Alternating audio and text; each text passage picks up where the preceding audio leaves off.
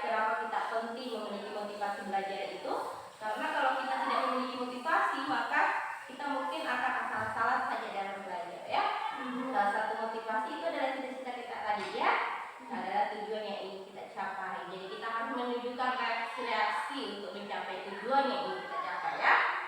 Nah, tujuan yang kemudian dalam konseling kelompok kita pada hari ini dan seperti yang tujuan kita pada pertemuan pertama juga, yang pertama yaitu adalah kalian dapat menganalisis dan menyadari pentingnya motivasi belajar.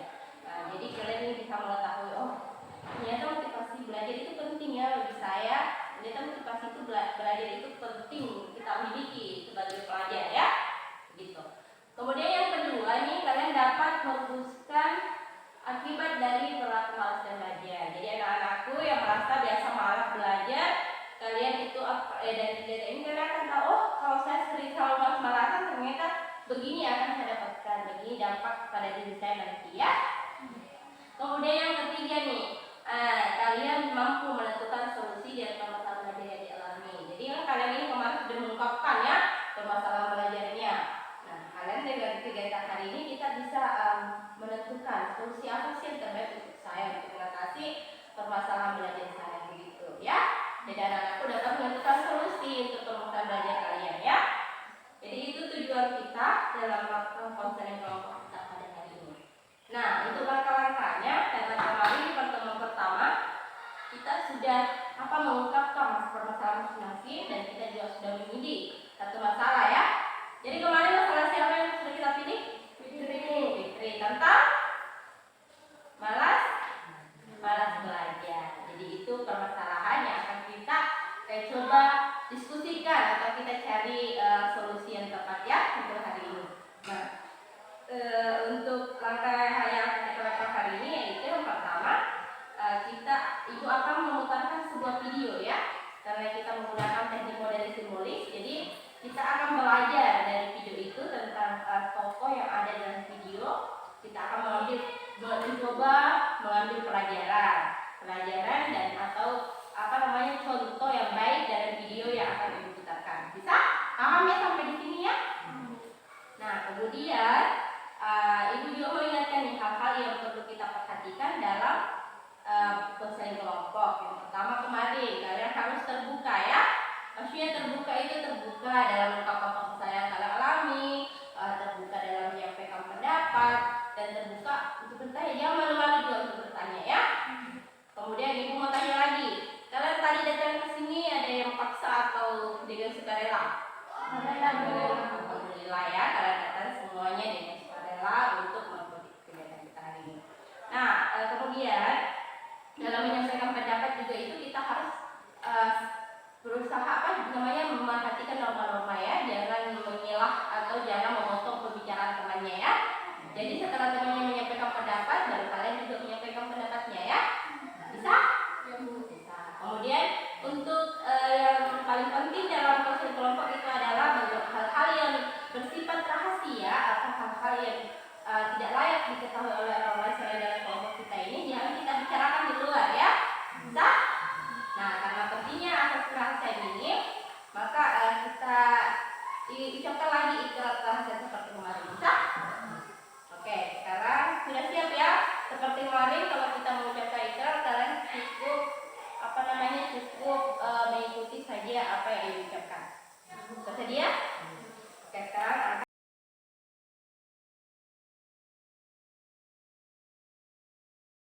maka pertemuan kedua ini kita sepakati juga kita akan menggunakan waktu 1 kali 40 menit. Bisa?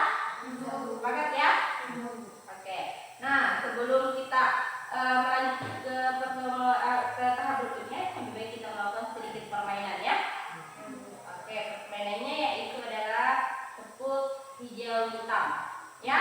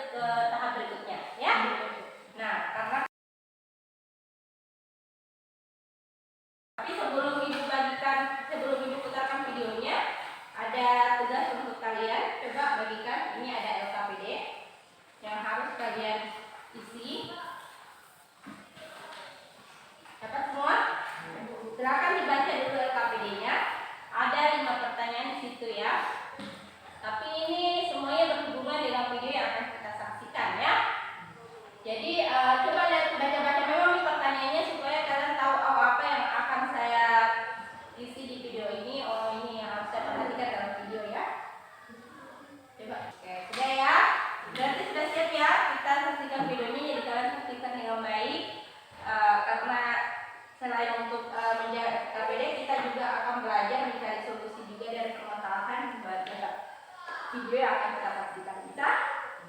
Oke, berarti sudah siap ya. Mulai kita lihat videonya.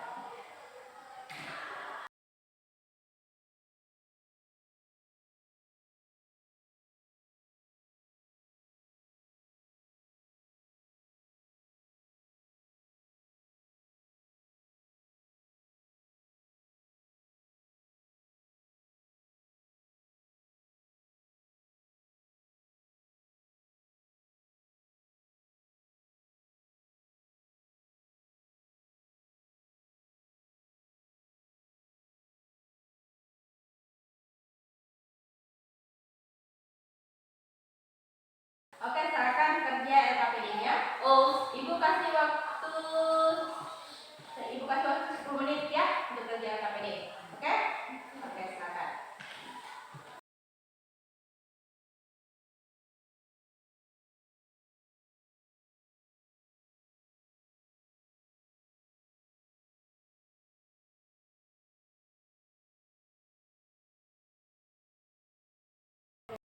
Oke, sudah LKPD-nya? Siapa yang sudah?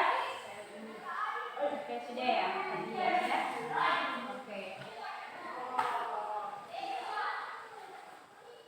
Oke, berarti dari LKPD ini kan kalian sudah bisa menanggapi bahwa ada tuh apa namanya, coba lihat ada yang nanti dibaca. Ibu tanya dulu kan kalian belum tadi menanggapi videonya ya. Jadi ini berhubungan dengan video tadi, tapi ibu mau dengar langsung nih pendapat kalian tentang video yang ibu katakan tadi. Ada yang mau berpendapat tentang video itu? Oke, kami juga. Oke. Kita tidak lanjut maka misalnya Salah. Kalau kita tidak belajar, berarti kita akan pasti akan merasa menyesal ya. Seperti dalam video ini, karena dia merasa menyesal bahwa dia tidak bisa menyelesaikan ujiannya ya, karena tidak belajar. Nah, kemudian pendapat dari yang lain, nah, oke, Mawar.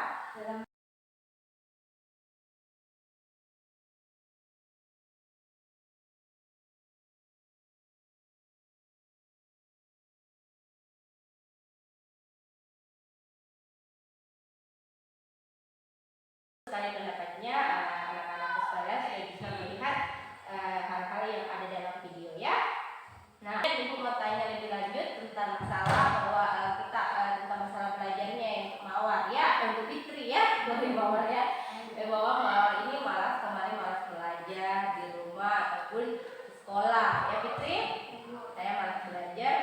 Nah, ada yang bisa kasih solusi nih untuk Fitri setelah melihat video itu. Kita tanya dulu apa nih solusi untuk Fitri agar dia bisa mengatasi rasa malasnya. Ada? Oke, Fadli. Ya. harusnya ini bagi waktunya belajar dan belajar. Jadi Mawar ya Fitri jangan selalu main nonton TV selain Fitri ya, tapi bagi juga waktunya ya dengan Fadli untuk belajar ya. Bagaimana Fitri?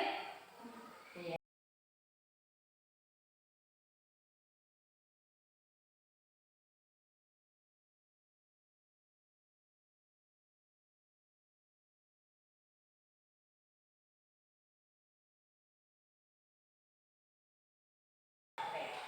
Nah, karena kita sudah memberikan solusi untuk Fitri, kita juga sudah melakukan diskusi hari ini.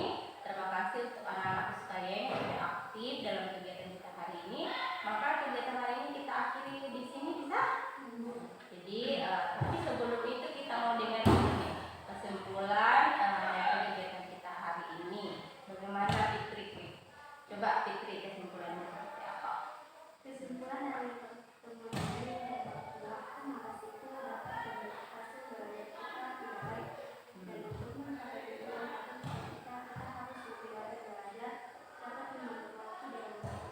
Oke, bagus sekali Fitri ya, bahwa Fitri sekarang sudah menyadari dan lagi menyadari bahwa perilaku malas itu akan memberikan hasil belajar yang tidak baik ya. Dan sekarang Fitri lebih bisa mengatur waktu ya untuk belajar dan lebih untuk mencapai tujuan dan cita-citanya. Kan itu cita-citanya guru ya, untuk mencapai cita-cita berarti harus lebih berusaha lagi untuk belajar ya. Kita tepuk tangan dulu.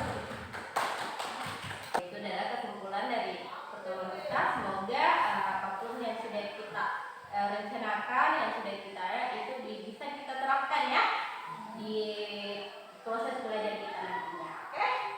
Ini ada juga lembar evaluasi yang harus kalian isi ya. Coba bagikan.